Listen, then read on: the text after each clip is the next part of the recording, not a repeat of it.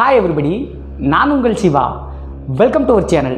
நம்மளோட சின்ன வயசில் நம்மளை தூங்க வைக்கிறதுக்காகவும் சாப்பிட வைப்பதற்காகவும் நம்மளுடைய அம்மா அப்பா தாத்தா பாட்டி அப்படின்னு சொல்லிட்டு நிறைய பேய் கதைகளை சொல்லியிருப்பாங்க.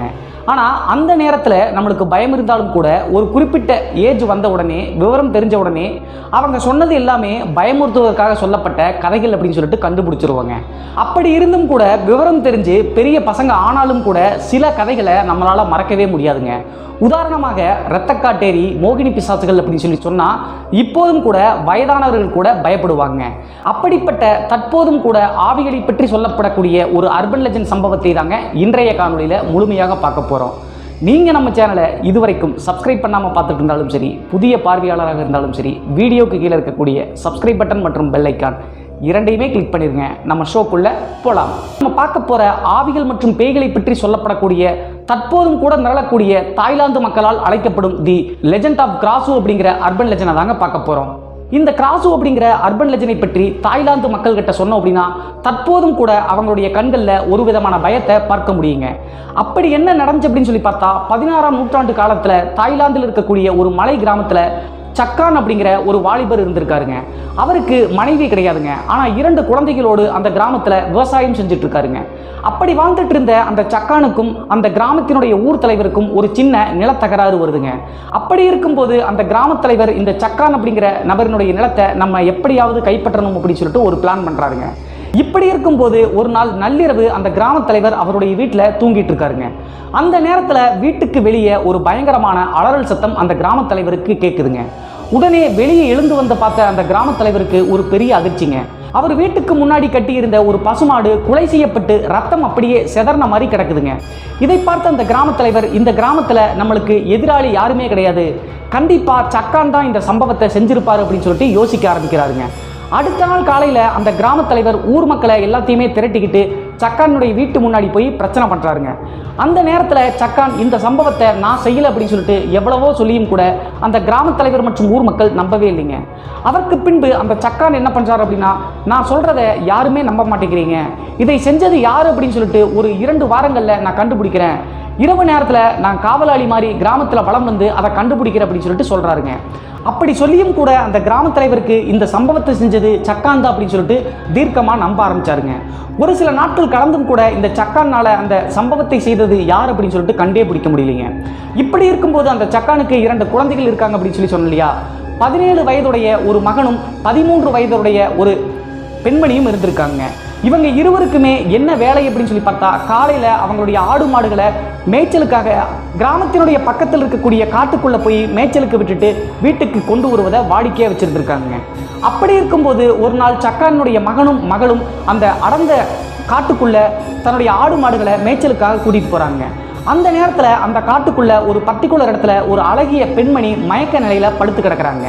இதை பார்த்த சக்கானுடைய மகனும் என்ன பண்ணுறாங்க அப்படின்னா, பக்கத்தில் இருக்கக்கூடிய ஓடையிலிருந்து தண்ணீரை எடுத்துகிட்டு வந்து அந்த பெண்ணினுடைய முகத்தில் தெளித்து எழுப்புறாங்க. அதற்கு பின்பு அந்த பெண்கிட்ட ஏன் இங்கே மயங்கி கிடக்கிறீங்க அப்படின்னு சொல்லிட்டு அந்த சக்கானுடைய மகனும் கேட்குறாங்க. அந்த நேரத்தில் அந்த இளம் பெண், என்னுடைய கிராமம் இந்த காட்டுக்கு பக்கத்தில் இருக்கக்கூடிய இன்னொரு கிராமம், நான் நேற்று இரவு மாலை நேரத்தில் விறகெடுப்பதற்காக வந்தேன், அதற்கு பின்பு மயங்கி விழுந்துட்டேன், இந்த மாதிரி அடிக்கடி மயங்கி விழுவது எனக்கு உடல் இருக்கக்கூடிய ஒரு பிரச்சனை அப்படின்னு சொல்லி சொல்கிறாங்க. அதை கேட்ட உடனே சக்கானுடைய மகன், எதற்காக மாலை நேரத்தில் விறகெடுக்க வந்தீங்க அப்படின்னு சொல்லி கேட்குறாருங்க. அதை கேட்ட இந்த இளம் பெண், காலையிலிருந்து மாலை வரைக்கும் எனக்கு வீட்டு வேலை சரியாக இருக்கும், அந்த காரணத்தினால தான் மாலை நேரத்தில் விறகெடுத்துட்டு சீக்கிரமாக போயிடலாம் அப்படின்னு சொல்லிட்டு காட்டுக்குள்ளே வந்தேன், அந்த நேரத்தில் தான் மயக்கம் வந்து விழுந்துட்டு அப்படின்னு சொல்லிட்டு சொல்கிறாங்க. இந்த நிகழ்வு அன்றைய ஒரு நாள் மட்டும் நடக்கலைங்க. டெய்லியுமே சக்கானுடைய மகனும் காட்டுக்குள்ளே போகும்போது அதே இடத்துல அந்த இளம் பெண் மயங்கி விழுந்துட்டு இருக்காங்க. இதை பார்த்த சக்கானுடைய மகனுக்கு அந்த மயங்கி விழுந்த இளம் பெண் மேலே ஒரு ஈர்ப்பு வந்துடுதுங்க. அந்த காரணத்தினால எப்படியாவது அவகிட்ட நம்மளுடைய காதலை வெளிப்படுத்தணும் அப்படின்னு சொல்லிட்டு யோசிக்கிறாருங்க. அதே நேரத்தில் சக்கான் வாழக்கூடிய அந்த கிராமத்தில் ஆடு மாடுகள் இரவு நேரத்தில் ரத்தத்தை உறிஞ்சி கொலை செய்யப்படுவது தொடர்ந்து நடந்துக்கிட்டே இருக்குங்க. அது மட்டும் இல்லாமல் மிருகங்கள் மட்டும் இல்லாமல் மனிதர்கள் சில பேரையும் இரவு நேரத்தில் ரத்தத்தை உறிஞ்சி கொலை பண்ணுவது வாடிக்கையாக நடந்துகிட்டே இருக்குங்க. அப்படி இருக்கும்போது ஒரு நாள் இரவு சக்கானுடைய மகன் என்ன பண்ணுறார் அப்படின்னா, தந்தையும் தங்கச்சியும் தூங்கின பின்பு இரவு நேரத்தில் தானே அந்த பெண்மணி வந்து பார்த்திங்கன்னா காட்டுக்குள்ளே போய் மயங்கி விழுந்திருக்காங்க. இது டெய்லியுமே நடந்துட்டு இருக்கு அப்படின்னு சொன்னோம் இல்லையா. அந்த பெண்மணி கிட்ட இப்போ நைட்டு நேரத்தில் போனோம் அப்படின்னா கண்டிப்பாக மயங்கி அங்கே தான் இருந்திருப்பா. அவகிட்ட போய் காதலை சொல்லிடலாம் அப்படின்னு சொல்லிட்டு அந்த காட்டுக்குள்ளே தனியாக நடந்து போகிறாருங்க இரவு நேரத்தில். அப்படி காட்டுக்குள்ளே தனியாக போன அந்த சக்கானுடைய மகன் எப்போதும் போல அந்த பெண்மணி மயங்கி கிடப்பாங்க இல்லையா, அந்த இடத்துக்கு போகிறாருங்க. அந்த இடத்தை போய் நெருங்கின உடனே அந்த சக்கானுடைய மகனுக்கு அந்த இடத்துல ஒரு பேரதிர்ச்சி காத்துட்டு இருந்திருக்குங்க. என்ன நடந்துச்சு அப்படின்னு சொல்லி பார்த்தா, எப்போதும் போல அந்த இளம்பெண் மயங்கி இருக்கக்கூடிய அந்த இடத்துல அந்த இளம்பெண் மயங்கி தாங்க இருக்காங்க. ஆனால் அவங்களுடைய தலை இல்லாமல் முண்டம் மட்டும் கிடந்திருக்குங்க. தலை வந்து வெட்டப்பட்ட அந்த உருவத்தை பார்த்த உடனே சக்கானுடைய மகன் அந்த இடத்துலையே மயக்கம் போட்டு கீழே விழுந்துடுறாருங்க. இதே நேரத்தில் அந்த கிராமத்தில் இன்னொரு அதிர்ச்சியான நிகழ்வும் நடக்குதுங்க. இவர் தான் இங்கே காட்டுக்குள்ளே மயக்கம் போட்டு விழுந்து கிடக்கிறார் இல்லையா. சக்கான் மற்றும் அவங்களுடைய மகள் மட்டும்தானே வீட்டுக்குள்ளே தூங்கிட்டு இருக்காங்க. அப்படி தூங்கிட்டு இருக்கும்போது திடீர்னு சக்கானுடைய வீட்டு வாசலுக்கு முன்னாடியும் ஒரு அலறல் சத்தம் கேட்குதுங்க.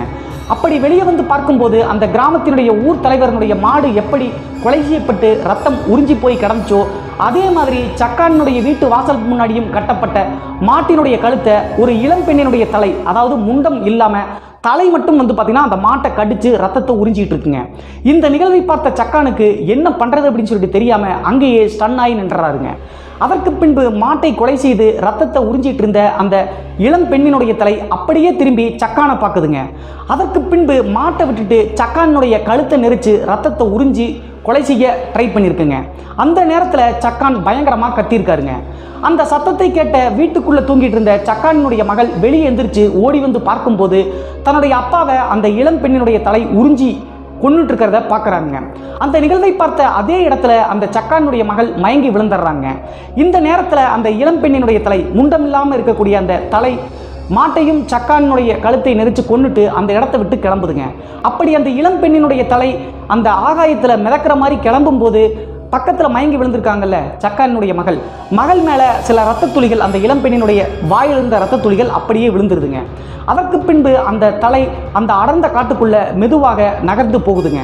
அந்த தலை யார் அப்படின்னு சொல்லி பார்த்தா, இப்போது சக்கானுடைய மகன் இந்த காட்டுக்குள்ளே போய் காதலி கிட்ட சொல்லாம்னு சொல்லிட்டு போய் பார்த்தார் இல்லையா, மயங்கி கிடக்குது இல்லையா, அந்த முண்டம் தனியாக கிடக்குதுல, அந்த காதலியினுடைய தலை தாங்க. இந்த தலை அப்படியே அந்த காட்டுக்குள்ளே போய் அந்த பிரிந்து கிடந்த முண்டத்தோடு அட்டாச் ஆகி அப்படியே மயக்க நிலைக்கு மாறிடுதுங்க. அதே நேரத்தில் அந்த சக்கானுடைய வீட்டு முன்னாடி அந்த சக்கானையும் மாட்டையும் கடிச்சு குதறிட்டு அந்த தலை வந்து காட்டை நோக்கி போகும்போது இந்த கிராம தலைவர் அந்த தலையை தனியாக மிதந்து போவதை பார்த்துறாருங்க. அந்த தலையை பின்னாடியே ஃபாலோ பண்ணிட்டு அந்த காட்டுக்குள்ள கிராம தலைவரும் வந்து பார்க்குறாருங்க. அந்த நேரத்தில் அந்த தலை இந்த சட்டானுடைய மகன் போய் பார்த்தார்ல, அந்த காதலி முண்டம் மட்டும் கிடந்துச்சுல்ல, அந்த முண்டத்தோடு அட்டாச் ஆகிறத அந்த கிராம தலைவர் பார்த்துட்டு பயந்து போய் கிராமத்துக்குள்ளே ஓடி வர்றாருங்க. கிராமத்துக்குள்ளே ஓடி வந்து அந்த ஊர் தலைவர் கிராம மக்கள் அனைவரையும் எழுப்பி நடந்த நிகழ்வுகளை அப்படியே சொல்லிடுறாருங்க. அந்த கிராம மக்கள் மற்றும் ஊர் தலைவர் பக்கத்தில் இருக்கக்கூடிய ஒரு புத்த துறவி கிட்ட போய் இதற்கான தீர்வு கேட்குறாங்க. அப்போது அந்த புத்த துறவி ஒரு விஷயத்தை சொல்கிறாருங்க. நீங்கள் பார்த்த அந்த இளம்பெண் கிராசு அப்படிங்கிற ஒரு இளம்பெண், அந்த ஆன்மாவை நம்மளால் கட்டுப்படுத்தவே முடியாது. அதையெல்லாம் சரி பண்ணணும் அப்படின்னா ஒரே ஒரு தீர்வு தான் இருக்குது அப்படின்னு சொல்லிட்டு அந்த புத்த துறவி ஊர் மக்கள்கிட்ட சொல்கிறாங்க. அது என்ன அப்படின்னு சொல்லி கேட்கும்போது அந்த தலை மட்டும் ஊருக்குள்ளே வருது இல்லையா, ஊருக்குள்ளே வந்துட்டு மறுபடியும் அந்த காட்டுக்குள்ளே போய் அந்த உடம்போடு அட்டாச் ஆகி மயக்க நிலைக்கு தானே போகுது. அப்படி அந்த தலை உடம்போடு அட்டாச் ஆகிட்டு இருக்கக்கூடிய அந்த நேரத்தில் அப்படியே தீயிட்டு கொளுத்தி சாம்பலாக்கிட்டோம்னா இந்த பிரச்சனையிலிருந்து மீண்டு வரலாம் அப்படின்னு சொல்லிட்டு அந்த புத்த துறவி ஊர் மக்களுக்கு எக்ஸ்பிளைன் பண்ணுறாருங்க. இந்த நேரத்தில் சக்கானுடைய மகன் இருக்கார்ல, அதாவது அந்த காட்டுக்குள்ளே மயங்கி விழுந்தார்ல, அவருக்கு தன்னுடைய அப்பாவை கொன்ன பின்பும் கூட அந்த இளம் பெண் மேல் இருக்கக்கூடிய மோகம் போகவே இல்லைங்க.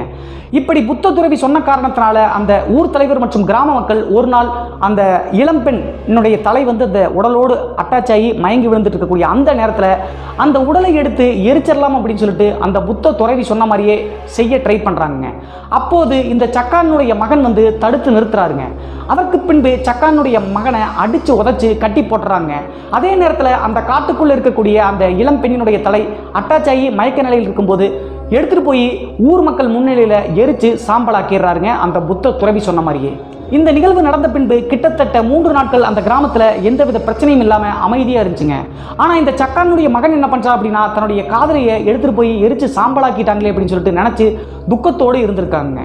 அதே நேரத்தில் இந்த கிராம மக்கள் இனிமேல் எந்த பிரச்சனையும் இல்லை அப்படின்னு சொல்லிட்டு நினச்சிட்டு இருக்கக்கூடிய அந்த காலகட்டத்தில் 3 நாட்கள் அமைதியாக இருந்துச்சு இல்லையா, 4வது நாள் மறுபடியும் ஒரு அமானுஷ்ய நிகழ்வு நடக்க ஆரம்பிக்குதுங்க. அது என்ன அப்படின்னு சொல்லி பார்த்தா, இந்த சக்கானுடைய மகன் இருக்கார் இல்லையா, மகனும் தங்கச்சியும் தானே இருக்காங்க, அவங்க அப்பா தான் இறந்து போயிட்டாங்களே, அந்த தங்கச்சி திடீர்னு அந்த கிராமத்தில் காணாமல் போகிறாங்க. அப்போது சக்கானுடைய மகன் தன்னுடைய காதலையும் எரிச்சு கொண்டுட்டாங்க, தன்னுடைய தங்கச்சியையும் காணமே அப்படின்னு சொல்லிட்டு ஒரு நாள் இரவு அந்த கிராமத்தில் தன்னுடைய தங்கச்சியை தேடி நடந்து போயிட்டு இருக்காருங்க. அந்த நேரத்தில் இந்த சக்கானுடைய மகனுக்கு திடீர்னு அந்த கிராம தலைவர் இருக்கார் இல்லையா, அவருடைய வீட்டு பக்கத்தில் ஒரு அலறல் சத்தம் கேட்குதுங்க. என்ன ஆச்சு அப்படின்னு சொல்லி பார்த்தா அந்த கிராம தலைவரை அந்த உடம்பில்லாத இளம் பெண்ணினுடைய தலை வந்து கடிச்சு கொதறி அப்படியே கொலை செஞ்சுட்டு இருக்குங்க. இதை தூரத்திலிருந்து பார்த்துட்டு இருந்த சக்கானுடைய மகன் மறுபடியும் தன்னுடைய காதலி எரித்த பின்பும் கூட வந்துட்டாங்க அப்படின்னு சொல்லிட்டு மன திருப்தியோடு வேகமாக எப்படியாவது காதலியை போய் பார்க்கணும் அப்படின்னு சொல்லிட்டு அந்த அடர்ந்த காட்டுக்குள்ளே ஓடுறாருங்க. அங்கே போனால் தான் அந்த முண்டம் இருக்குமே, அங்கே தானே இந்த தலை மறுபடியும் வந்து அட்டாச் ஆகணும். கரெக்டாக அந்த காட்டுக்குள்ளே எப்போதும் பெண் மயங்கி இருக்கக்கூடிய அந்த இடத்தை போய் சக்கானுடைய மகன் நெருங்கி பார்க்கும்போது அந்த தலை வந்து ஊருக்குள்ளே அந்த கிராம தலைவரை வந்து கொண்டுட்டு இருக்கு இல்லையா, முண்டம் இவங்க நினச்ச மாதிரியே அந்த காட்டுக்குள்ளே தாங்க சக்கானுடைய மகன் பார்க்குறாருங்க. அந்த நேரத்தில் சக்கானுடைய மகனுக்கு ஒரு பெரிய பேரதிர்ச்சிங்க. என்ன அப்படின்னு சொல்லி பார்த்தா அப்படி கிடக்கக்கூடிய அந்த முண்டம் தன்னுடைய காதலியினுடைய அந்த முண்டம் கிடையாதுங்க, காணாமல் போன தன்னுடைய தங்கச்சியினுடைய முண்டம் தாங்க கிடக்குது. அதற்கு பின்பு சக்கானுடைய மகனுக்கு உடம்பெல்லாம் நடுங்கி போச்சுங்க. என்னடா தன்னுடைய தங்கச்சியினுடைய தலையில்லா முண்டம் கிடக்குது அப்படின்னு சொல்லிட்டு பார்த்துட்டு இருக்கக்கூடிய அந்த நேரத்தில் சக்கானுடைய மகனுக்கு பின்னாடி ஒரு பயங்கரமான கதறல் சத்தம் கேட்குதுங்க. திரும்பி பார்க்கும்போது தன்னுடைய தங்கச்சியினுடைய தலை, அதாவது அந்த கிராம தலைவரை அங்கே கொண்டுட்டு இருந்துச்சு இல்லையா, கொண்டுட்டு உடம்பை வந்து அட்டாச் ஆகலாம்னு சொல்லிட்டு உடம்போடு அட்டாச் ஆகலாம்னு சொல்லிட்டு காட்டுக்குள்ளே வரும்போது இவன் நின்று பார்த்துட்டு இருக்கான். இவனை பார்த்த அந்த தலையில்லாத உடல் சக்கானுடைய மகனையும் கழுத்தை கொதறி ரத்தத்தை உறிஞ்சி கொன்று போட்டுருதுங்க. இந்த சம்பவத்தை தான் தி லெஜெண்ட் ஆஃப் கிராஸோ அப்படிங்கிற அர்பன் லெஜெண்டுக்காக சொல்லப்படுகிறதுங்க. உங்களுக்கெல்லாம் ஒரு சந்தேகம் வரும், ஃபஸ்ட்டு வந்து பார்த்திங்கன்னா அந்த மயங்கிய நிலையில் இருக்கக்கூடிய பெண்ணினுடைய உடலை எடுத்து போய் அழிச்சிட்டாங்க, மறுபடியும் அந்த சக்கானுடைய மகளினுடைய உடம்பு ரீதியாக அது எப்படி வந்துச்சு அப்படின்னு சொல்லி பார்த்தா இந்த தாய்லாந்து மக்கள் இந்த கிராஸோ அப்படிங்கிற அந்த உடல் இல்லாத தலை யாரையாவது கொன்று அந்த ரத்தம் வந்து யார் மேலேயாவது சிதறி வந்து பற்றுச்சு அப்படின்னா அவங்களும் கிராஸுவாகவே மாறிடுவாங்க அப்படின்னு சொல்லிட்டு தாய்லாந்து மக்கள் சொல்கிறாங்க. அந்த காரணத்தினால தான் சக்கான அந்த கிராஸோ அப்படிங்கிற உடல் இல்லாத தலை கொண்டுட்டு இருக்கும்போது சக்கானுடைய மகள் வந்து பக்கத்தில் பார்த்துட்டு இருந்தாங்க இல்லையா, அந்த நேரத்தில் அந்த ரத்தம் வந்து மேலே விழுந்துச்சு அப்படின்னு சொல்லி சொன்னாங்க இல்லையா, அந்த காரணத்தினால தான் சக்கானுடைய மகனும் கிராஸுவாக மாறினாங்க அப்படின்னு சொல்லிட்டு தாய்லாந்து மக்கள் இப்போது வரைக்கும் நம்பிட்டு இருக்காங்க. சரி, ஓகே, தி கிராஸோ அப்படிங்கிற இந்த அர்பன் லெஜெண்டுடைய ஆரிஜின் எப்போது தொடங்கப்பட்டது அப்படின்னு சொல்லி பார்த்தா இப்போ நான் சொன்ன இந்த சம்பவம் 16ஆம் நூற்றாண்டில் தாய்லாந்தில் இருக்கக்கூடிய அந்த மலை கிராமத்தில் தான் நடந்துச்சு. ஆனால் 9ஆம் நூற்றாண்டு காலத்தில் அந்த மலை கிராமம் ஒரு இளவரசியினுடைய கட்டுப்பாட்டில் ஆட்சிக்கு கீழே இருந்திருக்குங்க. அந்த இளவரசியினுடைய ராஜ்யத்தை பக்கத்து நாட்டில் இருந்த ஒரு அரசன் ஒருத்தர் போரில் வென்று இந்த இளவரசியை கல்யாணம் பண்ணிக்கவும் ட்ரை பண்ணுறாருங்க. அப்போது அந்த இளவரசி அவருடைய ராஜ்யத்திலே இருக்கக்கூடிய ஒரு வாலிபரை காதலிச்சுட்டு இருந்திருக்காங்க. அப்படி இருந்தும் கூட அந்த போரில் வென்ற இளவரசன் இந்த இளவரசியை கல்யாணம் பண்ணிக்கிறாங்க. கல்யாணம் ஆன பின்பும் கூட அந்த இளவரசி தன்னுடைய முன்னாள் காதலனை அடிக்கடி கணவனுக்கு தெரியாமல் போய் சந்திச்சுட்டு இருக்காங்க. இது ஒரு காலகட்டத்தில் கல்யாணம் செய்த அந்த கணவருக்கு தெரிஞ்சிருதுங்க. அதற்கு பின்பு கல்யாணம் செய்த அந்த இளவரசியை இதற்கு மேலேயும் விட்டுவிடக்கூடாது அப்படின்னு சொல்லிட்டு கொல்ல நினைக்கிறாங்க. அந்த நேரத்தில் ஒரு நாள் கணவன் தூங்கிய பின்பு மலையினுடைய உச்சியில் தன்னுடைய காதலனை சந்திப்பதற்காக இந்த இளவரசி போகிறாங்க. அவளை தொடர்ந்து அவருடைய கணவரும் பின்தொடர்ந்து போயிட்டே இருக்காங்க. கரெக்டாக மலையினுடைய உச்சியில் காதலனுக்காக வெயிட் பண்ணிட்டு இருக்கும்போது கோபப்பட்ட இந்த கல்யாணம் செய்த இளவரசன் தன்னுடைய கத்தி எடுத்து, அதாவது வாளை எடுத்து மனைவியை, அந்த இளவரசியினுடைய தலையை வெட்டிடுறாருங்க. அப்படி வெட்டுன அந்த வேகத்தில் தலை மலையினுடைய உச்சியிலிருந்து அப்படியே கீழே உருண்டு வந்து பாதாளத்தில் விழுந்துருதுங்க. அப்போது இந்த இளவரசனுக்கு மிஞ்சி இருப்பது அந்த இளவரசியினுடைய உடல் மட்டும்தாங்க. அந்த காரணத்தினால அந்த தலை தான் கீழே விழுந்துருச்சு. உடலை மட்டும் எடுத்து, அந்த முண்டத்தை மட்டும் எடுத்து நெருப்பை பற்ற வச்சு அந்த உடலை அழிச்சிடுறாருங்க. அந்த நிகழ்வுக்கு பின்பு அந்த பாதாளத்தில் உருண்டு விழுந்த அந்த தலை வந்து எரிக்கல இல்லையா, அந்த தலை இரவு நேரத்தில் மறுபடியும் வந்து அந்த கணவனான வெட்டி கொண்டார்ல அந்த இளவரசன், அவனை வந்து கடிச்சு கொதறி ரத்தத்தை உறிஞ்சி கொன்றுச்சு அப்படின்னு சொல்லிட்டு தாய்லாந்து மக்கள் தற்போதும் கூட இந்த கிராஸோ அப்படிங்கிற அர்பன் லெஜெண்ட் ஸ்டோரியினுடைய ஆர்ஜினுக்காக சொல்லிட்டு இருக்காங்க. ஆனால் என்னை பொறுத்தளவு இந்த அர்பன் லெஜெண்ட் அப்படிங்கிறது கற்பனையாகவும் இருக்கலாம், உண்மையாகவும் இருக்கலாம் அப்படின்னு சொல்லிட்டு தாங்க பொருள்.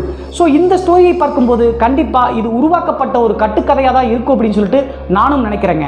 ஆனால் இது உண்மையாக கற்பனையா அப்படிங்கிறதெல்லாம் தள்ளி வச்சுட்டு ஒரு சுவாரஸ்யம் மற்றும் த்ரில்லிங்காக பார்த்தோம் அப்படின்னா கண்டிப்பாக அந்த உணர்வுக்கு நம்மளை கொண்டு போகும் அப்படிங்கிறதுல எந்தவித மாற்று கருத்தும் இல்லைங்க. இன்றைய காணொளி உங்களுக்கு சுவாரஸ்யமாகவும் த்ரில்லிங்காகவும் இருந்துச்சு நினச்சிங்கன்னா காணொளிக்கு கீழுள்ள லைக் பட்டனை திருவிட்டு முடிஞ்சால் எல்லாத்துக்குமே ஷேர் பண்ணுங்கள். இதுபோன்று மர்மமான சுவாரஸ்யமான காணொளிகளை நீங்கள் மேன்மேலும் தெரிஞ்சுக்கணும்னா மறக்காமல் நம்ம சேனலை சப்ஸ்கிரைப் பண்ணிடுங்க. மீண்டும் ஒரு நல்ல தகவலுடன், சுவாரஸ்யமான தகவலுடன் உங்களை சந்திக்கும் வரை நான் உங்கள் சிவா.